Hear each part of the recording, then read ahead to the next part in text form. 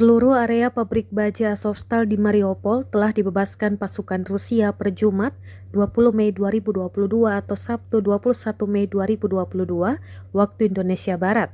Kementerian Pertahanan Rusia mengumumkan pembebasan itu dan menyatakan sekurangnya 2.400 tentara dan militan meletakkan senjata dan menyerahkan diri tanpa syarat. Di antara mereka termasuk Jenderal Erik Olson, perwira bintang 4 Amerika Serikat, serta Letnan Kolonel John Bailey dari Inggris serta 4 instruktur NATO. Belum ada konfirmasi dan klarifikasi keberadaan Erik Olson di Azovstal ini dari pihak Amerika Serikat.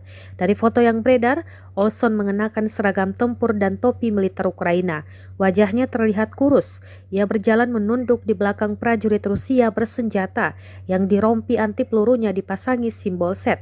Selain itu, Komandan Brigade 36 Marinir Ukraina, Sergei Volinsky, juga telah menyerahkan diri dan kini ditahan pasukan Rusia. Dua pemimpin Brigade Neonazi Azov di Mariupol, Denis Prokopenko sebagai komandan batalion dan wakilnya Sviatoslav Palamar juga sudah diamankan. Keduanya dan beberapa elit Azov dibawa menggunakan kendaraan lapis baja pasukan Rusia dan dipindahkan ke lokasi penahanan khusus.